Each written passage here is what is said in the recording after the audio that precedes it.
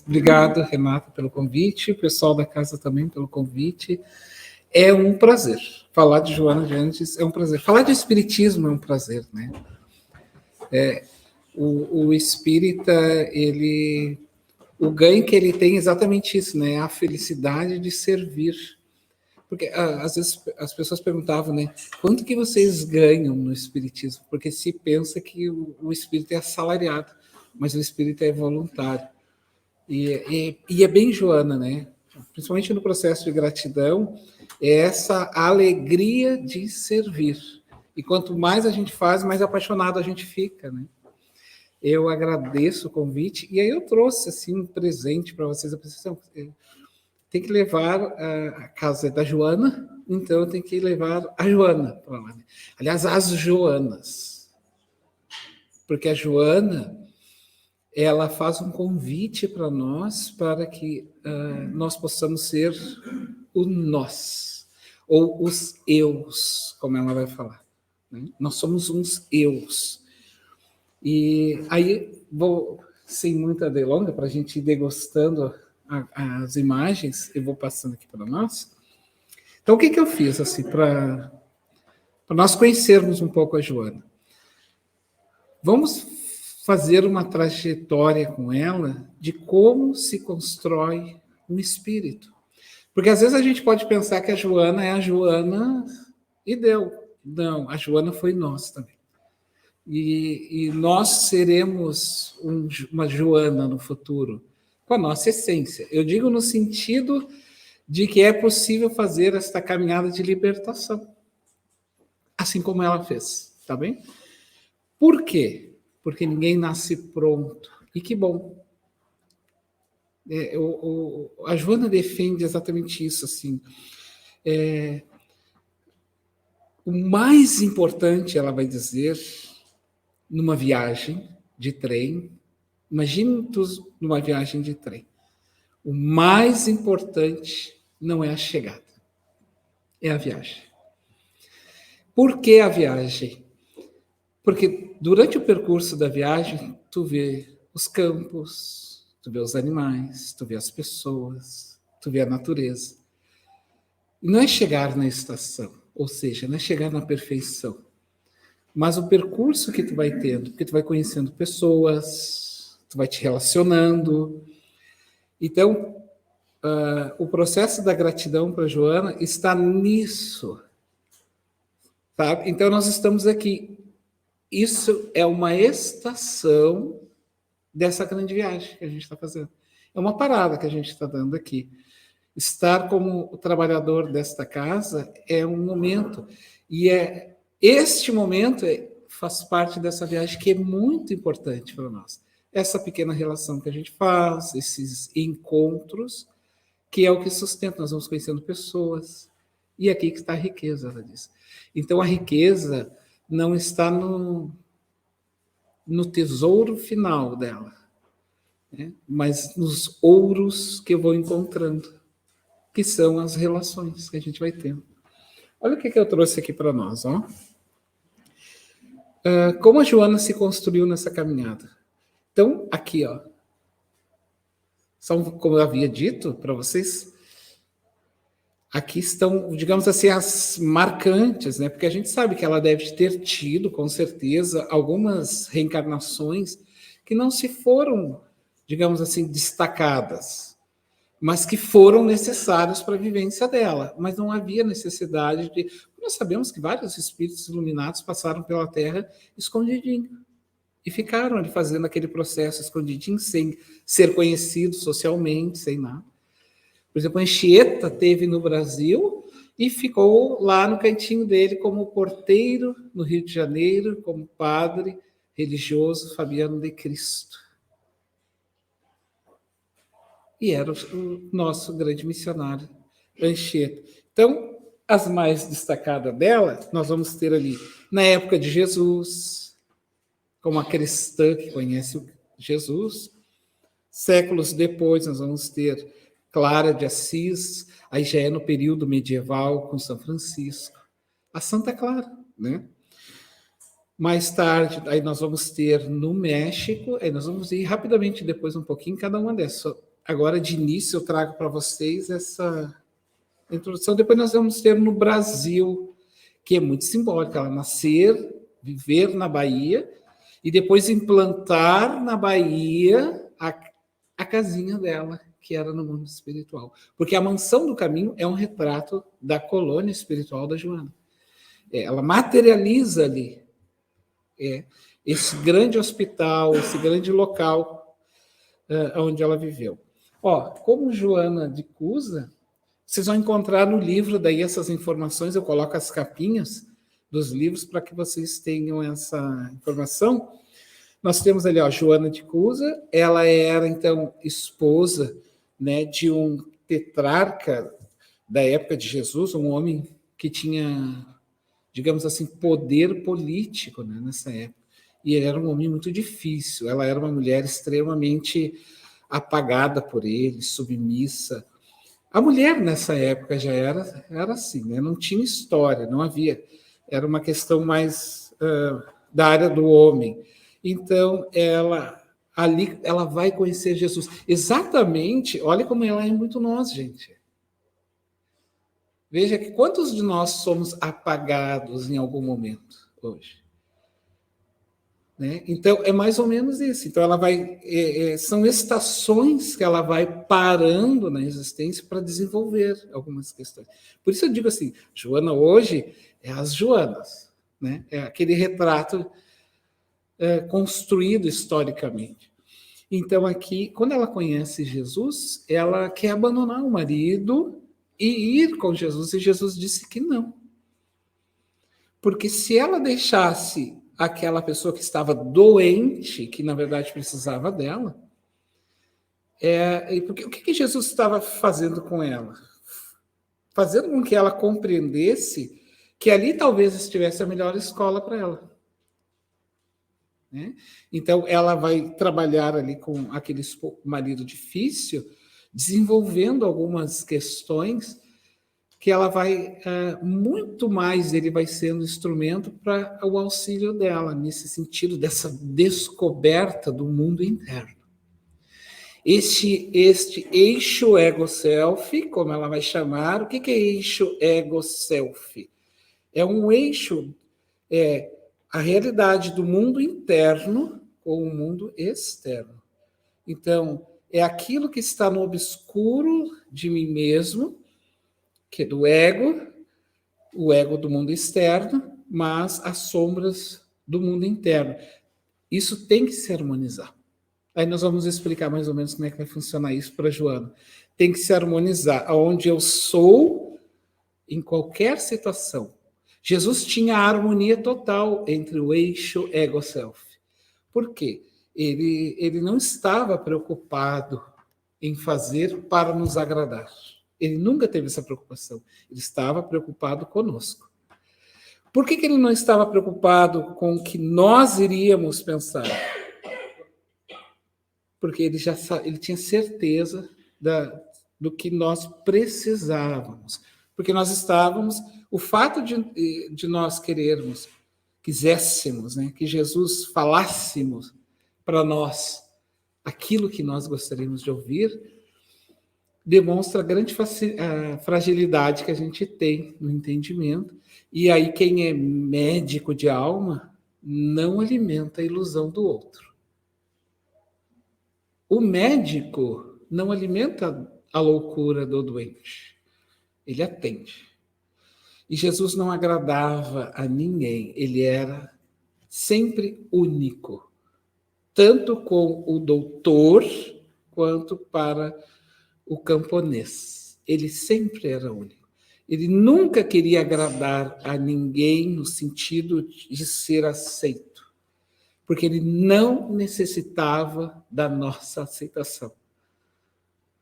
Ele queria desenvolver em nós esse eixo de harmonia para que a gente pudesse se perceber no mundo. Mas, seguindo aqui, aí, ainda nessa época, né, então ela vai entregar a sua vida a Jesus. Ela morre, então, queimada, gente. Dizem, os historiadores, que nesse dia, porque chegava a ser mortos, queimados, mais de 1.000 pessoas por dia. Vocês têm noção do que é isso? Era um horror, assim.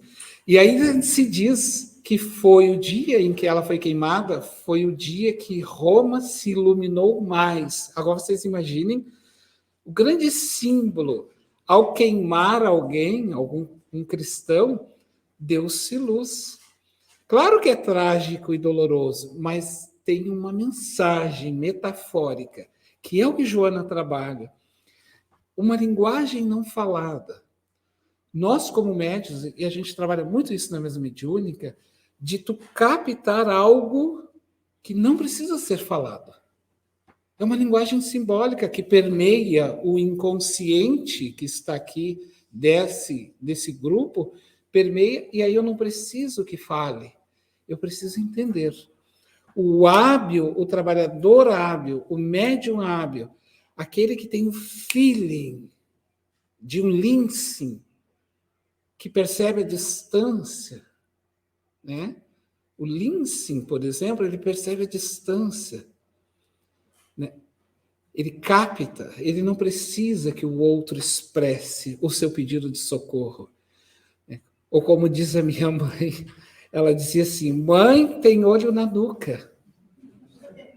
A minha mãe dizia assim, aí eu dizia para o meu irmão assim, um dia eu disse para o meu irmão: será que ela está falando a verdade mesmo? Vamos ver se ela tem. Porque é impossível. Desculpa, gente, esqueci de dizer. É impossível que alguém tenha olho na nuca, porque ela sabe de tudo. E sei sim, não adianta vocês me enganar.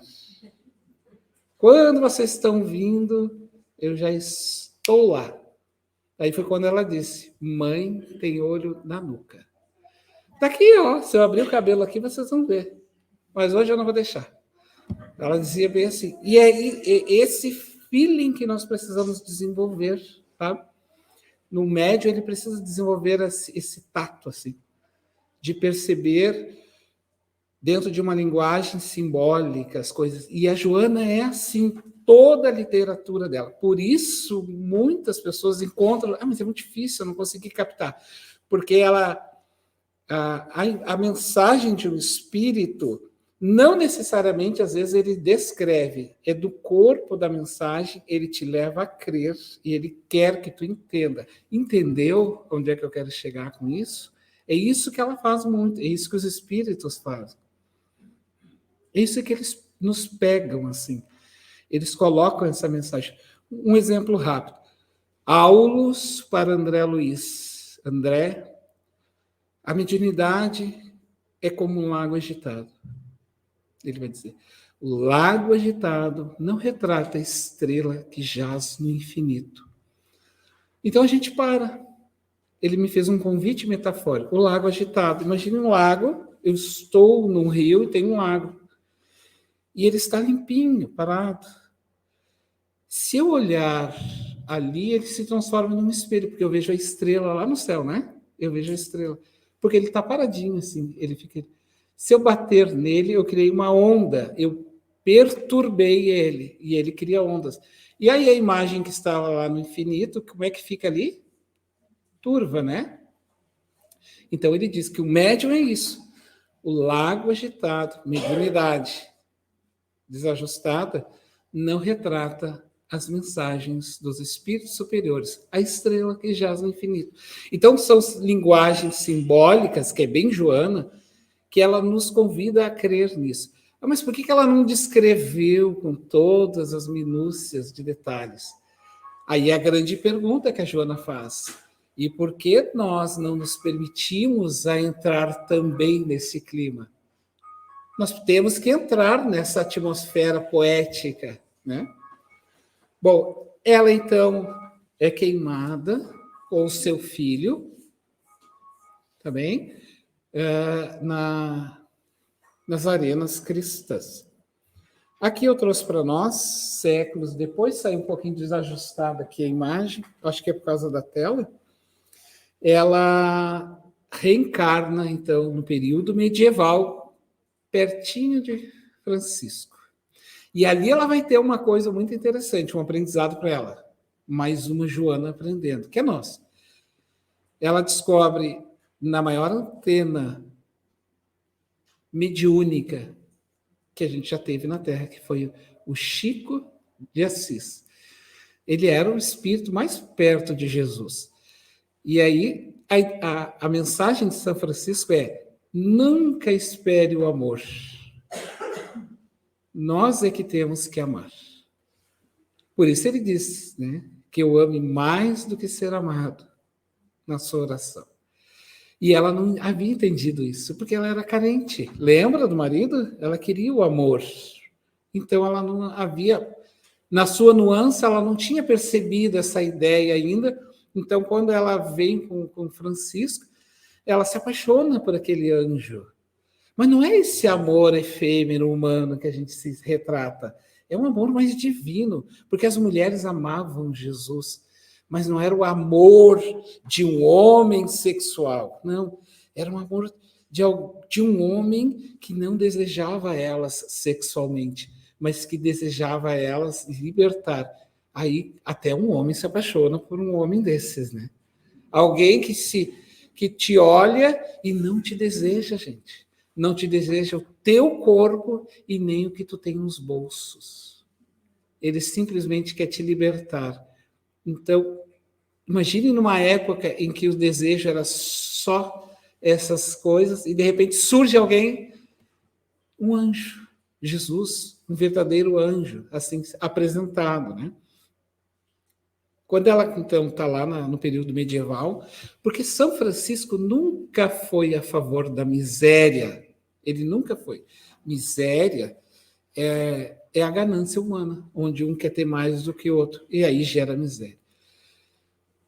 É que São Francisco coloca o saco de batata e amarra com uma corda para dar uma mensagem à política da época, que era a igreja que se perdia na usurpação, o cristianismo se perdia de tal forma que as trevas haviam reencarnados e entrado nos campos na lida religiosa. Uma das coisas que as sombras das trevas fazem eles não vão vir aqui destruir a instituição, porque o parasita não destrói o seu hospedeiro, ele se instala, entendeu? E usa aquele instrumento para propagar a sua ideia. Uma vez que ele destrói a ideia, ele sai, se afasta e vai para outros lugares. Então, a igreja foi isso, foram obsessores malignos que entraram na igreja. E eles não iriam destruir a igreja, eles iriam retirar o Cristo da igreja. Como eles fizeram naquela época, eles retiraram, por isso ela se perdeu. E aí veio São Francisco para buscar esse Jesus de volta. Não é que ele fosse a favor da miséria, ele queria mostrar o contraponto, né? E ela não entendia mais ou menos essa ideia de como que eu vou amar, mas eu também quero que alguém goste de mim. Mas ela não entendia que o amor é como respeito, gente.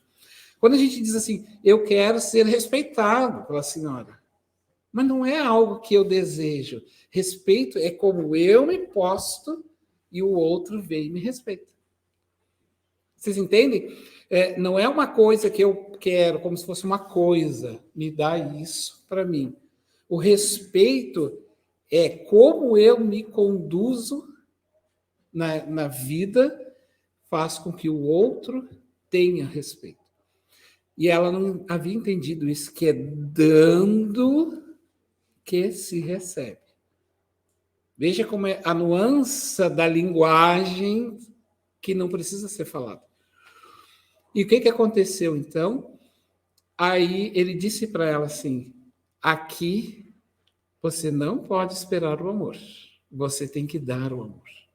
E ela ficou meio balançada, e como ele já é um espírito muito caminhado, ele deu tempo para ela.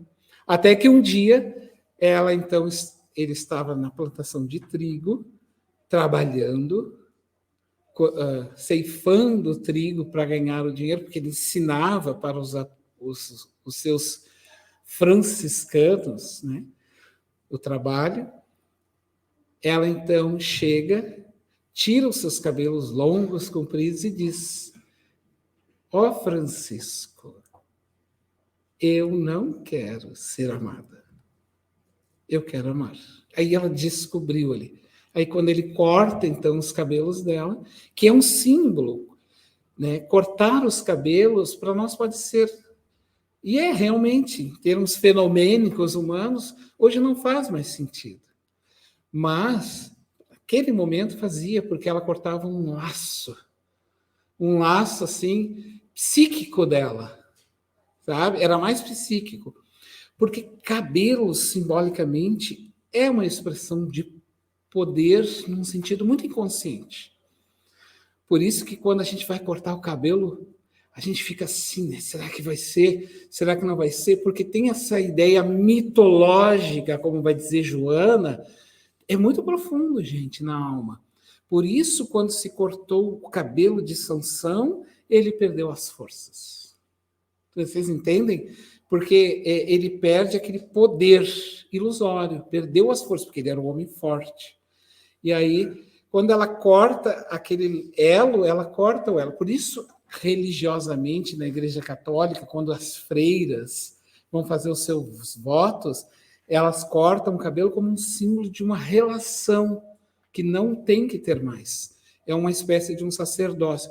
E isso é tão divino, porque até para nós cortamos os nossos cabelos também.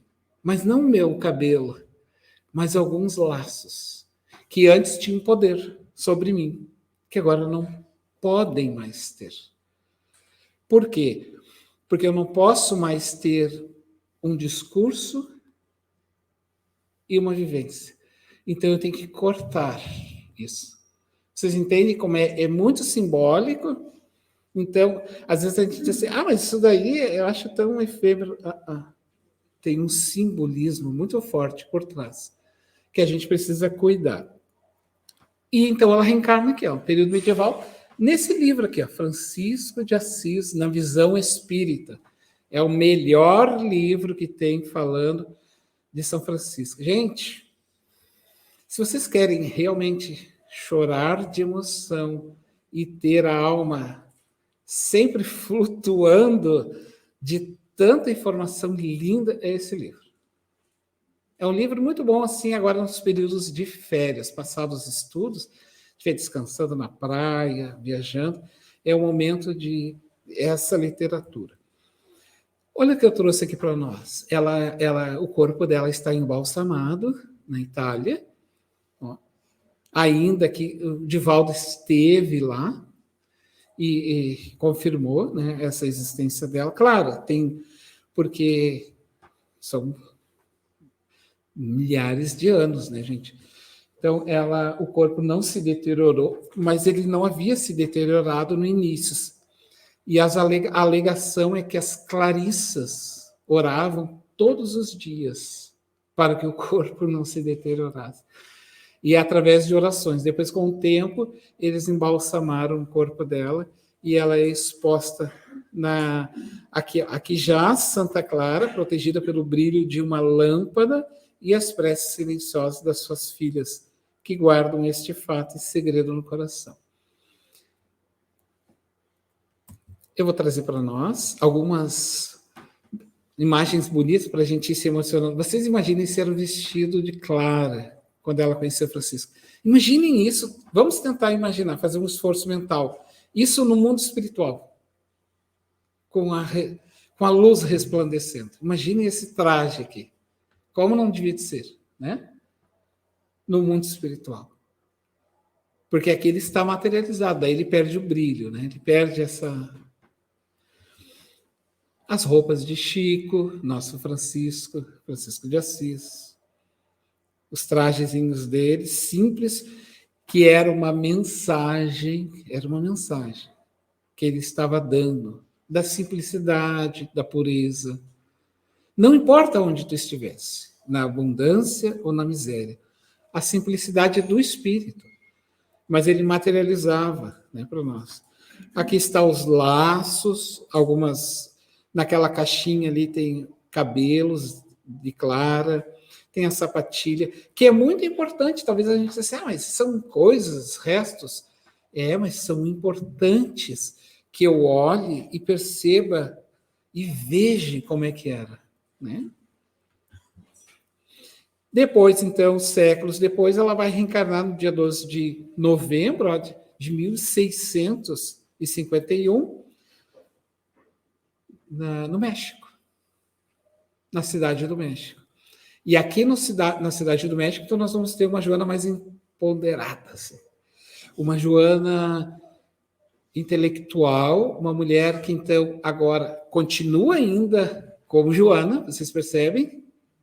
Ela, Joana de Cusa, ela só muda ali em Clara, porque dá claridade, e depois aqui como Sor Juana Inês de la Cruz.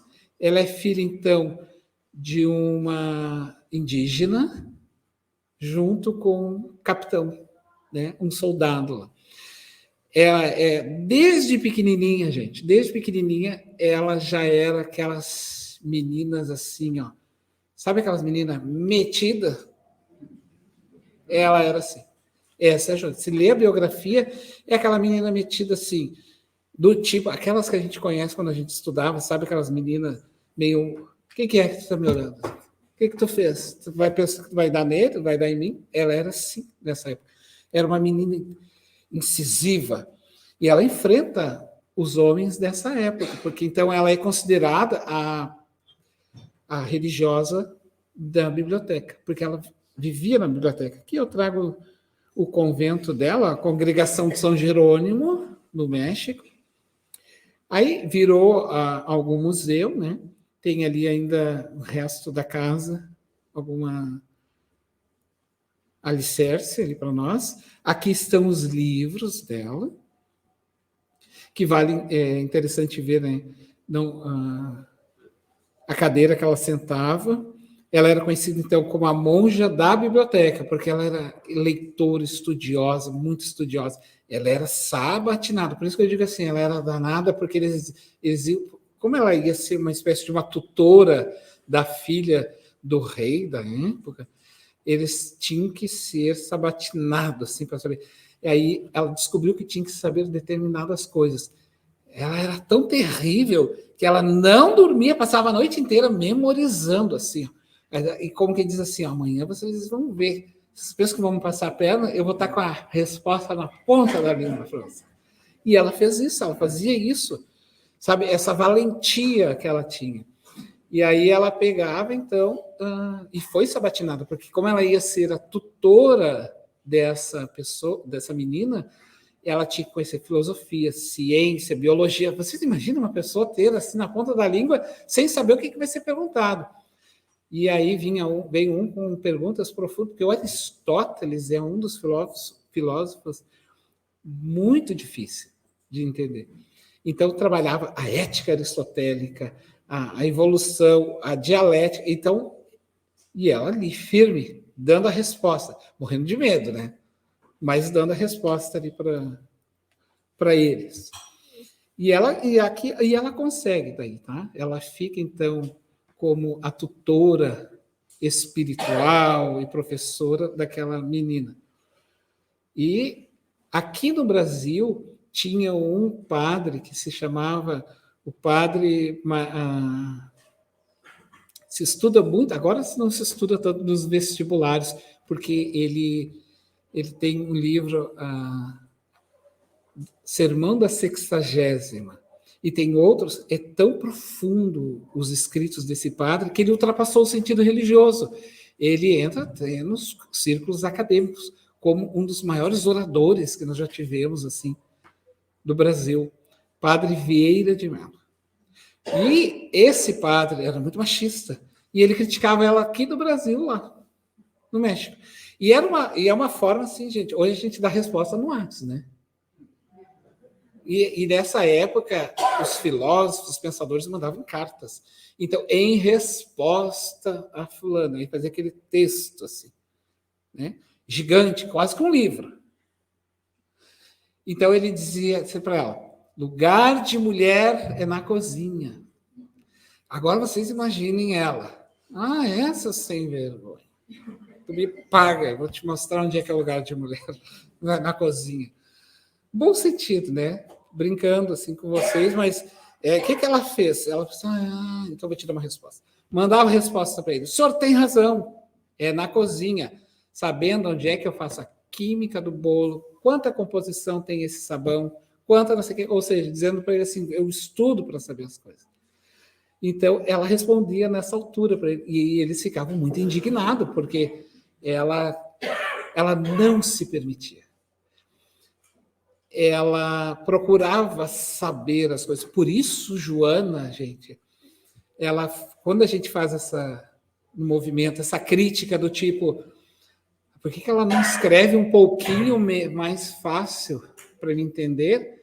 É porque ela também quer dizer assim, sai da tua zona de conforto e vai, mergulha um pouco mais. Procura, onde é que está o pecado de eu saber a etimologia da palavra? Onde é que está o pecado de eu parar um pouquinho e pesquisar? Quem é os mais velhos aqui sabem que antigamente, para a gente pesquisar, a gente pegava a Barça, né? Aí quem tinha, era chique, né? Quem tinha toda a coleção, assim. A gente pegava o dicionário ali, tu abria e ficava lendo. E hoje a gente só bota na internet, né? O que é tal coisa tem a explicação. Então, é esse provocamento que a Joana quer fazer com a gente. Vai a Deus, vai às estrelas. Por que sempre de lá para cá? É um pensamento materialista, né? Sempre vem me atender. É o meu ego. Tudo é para mim. É a criança, é a infância que acha que o mundo me serve. Então, ainda tem o desajuste aqui que tem que organizar. Não, né? Está na hora de eu. Então, é por isso que ela nos provoca nesse sentido, aqui, como Juana Inês de la Cruz, para que a gente se desafie, estude, vai mais a fundo. O Livro dos Espíritos está falando isso, então, por que ele está falando? Vou pesquisar aqui, em que contexto isso estava acontecendo. Não custa a gente fazer isso. Isso é o estudo. Isso é o verdadeiro espírito. Kardec vai dizer, o verdadeiro o estudo é a sequência que se dá. É a sequência que eu dou para aquele estudo que eu realizei. Aí sim, ela então reencarna no Brasil, na Bahia, e vai ser uma das religiosas da nossa independência do Brasil. Ela tem um fato histórico com esse, e lá ali ela começa a implantar a sua ideia, depois desencarna, obviamente. Aqui está o convento. Na porta daquele convento, daquela igreja, tem um fato histórico, quando ela cuidava de moças religiosas, e a gente sabe que as moças religiosas são meninas virgens, porque é um voto que a pessoa da igreja, é um dogma da igreja. Então, ela cuidava dessas meninas, e aí, como estava sendo invadido, aqueles soldados invadiram a Bahia, e imaginem homens bêbados, enlouquecidos, sabendo que tinha meninas nesse lugar. Então ela se coloca na porta desse lugar, e quando um deles, com a baioneta, exige para entrar, mas ela já tinha mandado as moças saírem pelos fundos e correrem mato adentro para se refugiar. Então, o que acontece? Ela barra a porta para segurar eles, e um deles, que era o capitão mais atrevido, diz para ela, você saia da frente, porque senão nós passamos por cima. E aí, quando ela diz, somente ir por cima do meu cadáver. Então, eles matam ela. Porque era uma espécie de uma arma que tinha aquelas pontas, sabe? Daí ele crava no peito dela, isso, uma baioneta, exato. Depois bate muitas vezes na cabeça dela, causando um traumatismo, e ela desencarna. Mas são símbolos de dedicação, de renúncia, para a gente ter uma ideia que às vezes a gente pensa assim que o nosso sofrimento, eu sofro mais, isso ainda é um ego, tá? Porque é como a infância, assim, que o mundo inteiro é feliz e só nós sofremos. É que nem um adolescente que ele acha que o mundo inteiro é órfão, só ele tem mãe chata. Né? É mais ou menos isso, assim. Ele acha que só ele tem mãe. Como que só eu tenho mãe chata e o mundo inteiro é órfão? É mais ou menos essa ideia. É uma infantilidade nossa ainda do espírito. Aí eu quero... Agora nós saímos desse convite histórico um pouquinho, da Joana. A gente está fechando essa parte de convite e a gente vai começar a entrar... Então, assim, vamos afunilar na ideia dela. Pode ser?